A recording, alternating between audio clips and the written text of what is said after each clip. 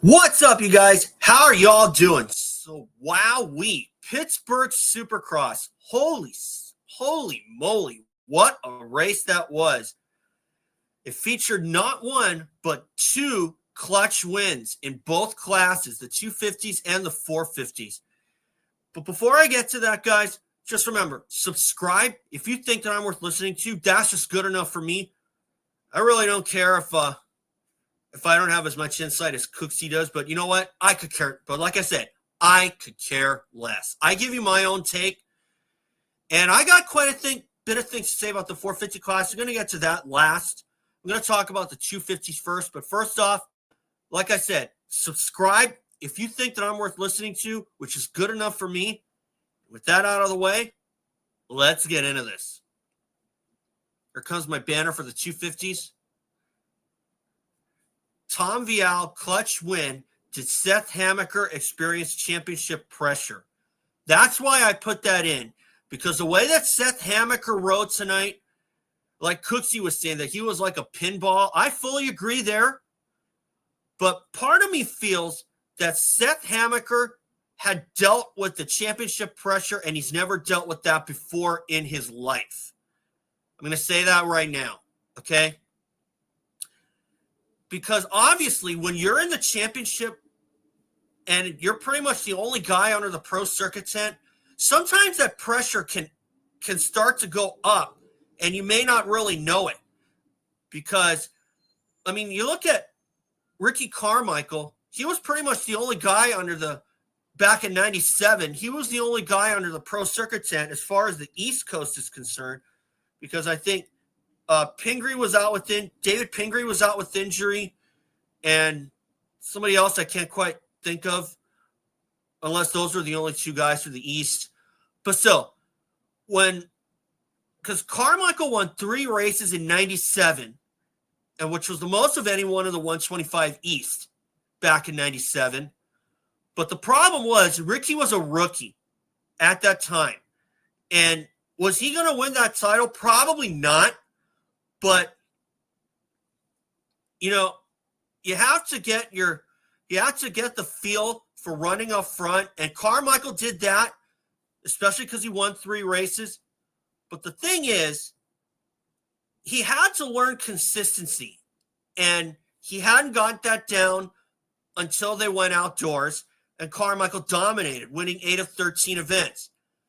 What I think Seth Hammaker went through was that championship pressure, okay? He got the bad start, and at the end of the night, he could only salvage a 4th or 5th. I think it was a 5th. As a result, Tom Vialle, oh man, I think he may have tapped into my thought process, or he may have seen my video where I said tisk tisk. Because if he was going to Tim Ferry this title, there was no way he was going to do that after what happened at Foxborough. I'm going to say that right now. But for Tom Vialle to come through with a clutch win and silence all those critics, good on him. I'm giving him a round of applause for sure. Because I would have liked to see Tom Vialle or Seth Hammaker win this championship in the East Coast. Obviously, because I said in my last video, I have been feeling so sorry for Mitch Payton and his crew because they haven't had a title in almost 10 years. Justin Hill in 2017. But I'm not sure now if Seth Hammaker was the guy for the job, because at the same time, although Hammaker has completed a full season, he hasn't really been in the championship hunt of this capacity. And I'm thinking that started to get to Seth Hammaker because he needed the good start and he didn't get it. He probably went through a normal rider's mindset where I need to get a good start. I need to do this. I need to do that. He didn't do it. And I can remember when David Bailey was saying that about Ricky Carmichael when he was dominating the sport back in the 2000s. And he had this really interesting mindset, or this presumption that said, I'm going to get a good start. I'm going to do this and that. And unfortunately, I'm not sure if that's what Seth Hammaker was doing. Probably not. Maybe just to relieve any more of that kind of pressure. But still, regardless, Hammaker did play damage control, and good on him. And he definitely benefited when RJ Hampshire went down after the whoop section, and he went off the track and crashed. And while Tom Vialle was battling Nate Thrasher for the win, and he managed to pass Thrasher with a few laps to go, that confirmed in my mind that Tom Vialle is back to where he probably should be. Now, as far as, briefly going back on Hampshire, oh, man. If he was going to go for winning a title in both divisions, this race is one get. That's for sure.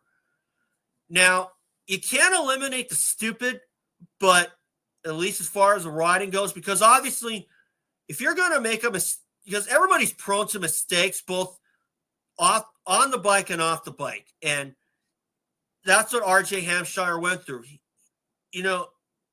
Everyone makes mistakes.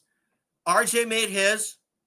And something tells me that his championship hopes took a real shot. Because while Hampshire is not necessarily the smoothest guy, he isn't naturally talented. Not like McGrath naturally. Not like the same kind that Jeremy McGrath is. But Hampshire is a guy who doesn't cheat you on effort, like Cooksey says. And I agree. He doesn't cheat you on effort, but he does make mistakes. Okay? So, while I was a little disappointed for Hampshire, I couldn't have been happier, as you can see on my title here. Max Vohland's first career podium. Holy smokes. I couldn't have been happier for that guy after what he went through at Pro Circuit Kawasaki, logging only 3 races on that bike last year, then suffering that dislocated hip and developing sciatic nerve troubles after that. And that was it for Max Vohland's year. And while I do think that Pro Circuit kind of screwed the pooch with him, because everyone deserves a second chance. That I'm in that mindset of everyone deserves a second chance. What Max Vohland did is proof that why Pro Circuit should have given him a second chance. I mean, Austin Fortner was on his way out to Triumph, and that left the spot open. I thought that Mitch Payton was going to give Max an extra opportunity. It just didn't work out.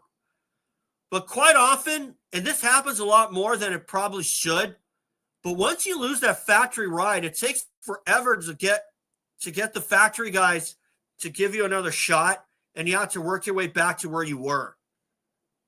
Okay? I mean, look at Darren Durham. When he was on 1110 Mods Honda, that was under the privateer support teams, he put in great rides in motocross in 2011, and he was given a shot on the Pro Circuit team for 2012 and I think 13.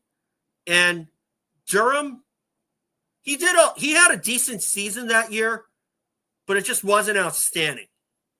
Okay? So, while I do think that Max Vohland deserves another shot at Pro Circuit, still, good on him to get that podium. I couldn't have been happier for that kid. He's been through so much with KTM and missing main events. He was under KTM for 3 years, and he missed more races than he rode them. And he was really gelling with that Pro Circuit Kawasaki, and I thought that was the perfect environment for him until that injury came up with that dislocated hip. So good on Max Vohland, and that's where I'll leave it. So Tom Vialle, wowee. He really silenced my criticism, because I thought that after what happened at Foxborough, where he finished 22nd, that he probably wasn't going to win any races and be stuck in the lights class or the 250 class, like how a lot of other guys have been before under the old rules of score 100 points in 3 straight seasons. Guys like Brock Sellers and Kelly Smith. And they just never really moved up. Tom Vialle, if he wins this title, that will look great for KTM. But obviously, they're under some production troubles and financial troubles. One could presume, like I did, like KTM tried to cook the books and got caught. But now I'm kind of thinking that's probably far from the truth. But you know what? That was just my take on the matter. If I'm wrong, I'll own up to it. You know what? I'm not saying that's what happened, but that was just my guess. So good on Tom Vialle to finally win one. And it looks like that Tim Ferry's record of winning a lights title without a win is etched in stone. Now, obviously, it's happened before. I can remember hearing that Willie Surratt won the 125 West at the time, when it was the 125 class. Willie Surratt pulled that off in 1987 and won the West without a win. Tim Ferry did that 10 years later. But at that time, Tim Ferry was part of a dumb rule change that disallowed him to defend his title. And he had to work his way back up to a factory team. He got up to Chaparral in the summer of 99 after being with Nolene Yamaha for about a season and a half. And that kind of launched Tim Ferry's career. It didn't add up to a championship, but it did add up to some wins. And then then he got up to the factory Yamaha. And it seemed like his luck kind of went downhill after that. Then he was on Moto Triple X Honda. And then he got up to Kawasaki, where he would finish his career. So basically, Tom Vialle is kind of like doing that same thing like I was talking about earlier. That he had to work his way up. And the way that he came through with that win, that was clutch. So good on Tom. So that's where I'll leave it. Okay, now to the 450s. Clutch win for Cooper Webb. Chase Sexton should not have jumped the whoops. Now, I say that because Cooper Webb led the whole way and he was jumping through the whoops. And when Jason Thomas had an observation that when Chase Sexton started jumping the whoops, that was music to Cooper Webb's ears. And the proof was in the pudding when Sexton made that mistake in the whoops and went off the track. And when Chase Sexton started jumping the whoops like Cooper Webb did, I was like, why? You were making up a fraction of a second every single time you were blitzing. And that kind of made me think of the 03 Supercross opener when guys were just doing this. There was this quad right after the first triple. And some of the guys, and Chad Reed was leading the race. He was going triple single and taking the outside. A lot of the guys were going triple, single, and then taking the inside. And some other guys are just going double after that. Tim Ferry was one of those guys, along with Sebastian Tortelli. And I can remember David Bailey saying that Ferry just doubled that, not sure why.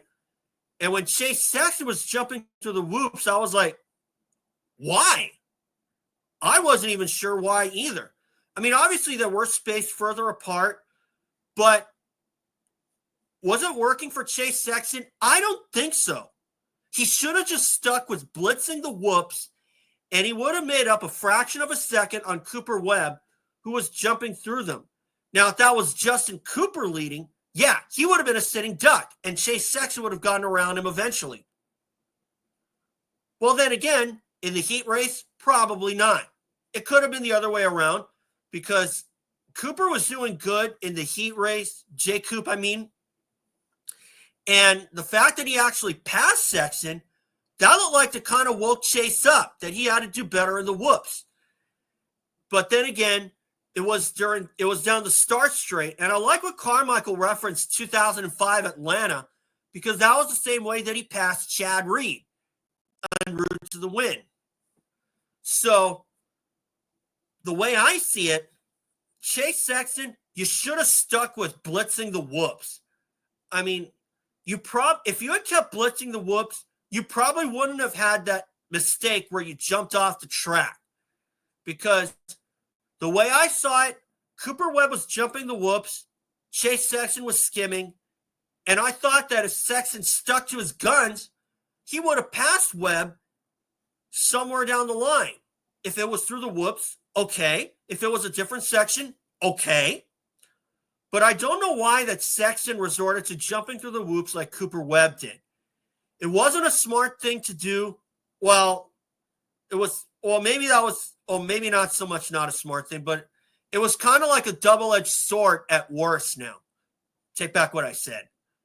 So the way that I see it, if Sexton had stuck to his guns and stuck to his game plan, he would have passed Cooper Webb either in the whoops or somewhere else.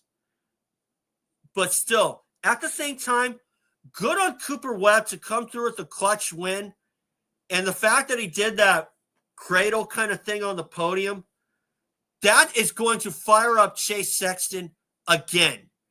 And I'll tell you this, if I'm Chase Sexton right now, I'd be just fuming mad that not only did I not stick to my game plan, but Cooper Webb had the audacity to go the route that he did on the podium. And while I like the trash talk and all that, there's always a line that shouldn't be crossed, and I don't think Cooper Webb did that this time. The finger gun, I got pretty close, maybe even did cross the line on one side of the coin, but I don't think he crossed the line in my view when he did the finger gun at Seattle to Chase Sexton. So Chase Sexton, had he stuck to his guns, like I said earlier, had he stuck to his game plan, he probably would have passed Cooper Webb. I'm going to say that right now because Sexton was really efficient on other parts of the track. But that was a track where if you made a mistake, that was the kind of track where if you made a mistake, you paid for it dearly, or you only made up a tenth of a second every single time. Okay? That was just the kind of track Pittsburgh was. And Sexton, aside from jumping off from that mistake where he jumped off the track in the whoops, he was efficient all around. And for him to come through with a second, I could see the look of discouragement on his face. And he wanted that win so bad. That was his only chance. Winning out the rest of the season was his only chance to win the championship. And now Cooper Webb has got some breathing room for these final two races. Now, you never know. Anything can still happen because, I mean, look at what happened to Grant Langston in the motocross championship in 2001, where he had a 9-point lead over Mike Brown and had the flat tire in the final moto. And obviously a more recent example, Eli Tomac with the Achilles injury at Denver just 2 seasons ago. It looked like the championship was locked up. Then Tomac had that injury. That was it. His year was over. Okay? And just when you think, and as another example, Jeremy McGrath in 97. He had 2 wins that season to MX's 5 wins. And had Jeremy McGrath not had that string of bad luck in those final 4 races, he probably would have won the Supercross title for Suzuki, even with that 11th hour deal. But obviously, things happened the way that they did. And another example, David Villeman leading the 02 Supercross title. And he had a 20-point lead on Ricky Carmichael. He sat out Daytona. Carmichael made up that gap, and Villeman just didn't make up any points again after that. Part of me felt that was a lack of effort on Villeman's part, and that Villeman was too cautious or maybe a little bit too confident or maybe too, I don't know what the word is, but still, it happened. Carmichael went on to win the 02 Supercross title. But still, for Chase Sexton, his only chance right now would be to put Cooper Webb down in the first turn, like how Cooksey was saying in his video. Or even cut him off at the start and make the whole field bunch up. So let's say like this is Cooper Webb and Chase Sexton is one gate over from him. And if Sexton gets the jump, I'd move over and bunch up the pack and hope that Cooper Webb gets shoved over the corner or goes down in the first turn. I do the same thing. And if David Bailey were calling the races, no doubt he would say the same. No doubt he would say the same thing. He would do the same thing as well if he were still racing. Okay?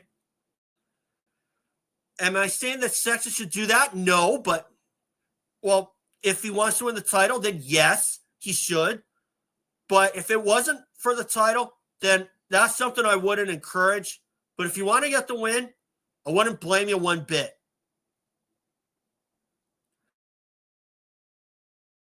Resort to dirty stuff? No, but you want to keep it clean and you just want to win it honestly, the fair and honest way. But for Cooper Webb to do that cradle thing on the podium, oh man, either you open another can of worms or you're freaking confident that you're going to win this title. So we'll see what happens in these final two races. And let's hope that we don't see any more injuries. So we'll find out what happens in these final two events from Denver and Salt Lake City. So thanks, guys. Subscribe, and I'll see you all for Denver.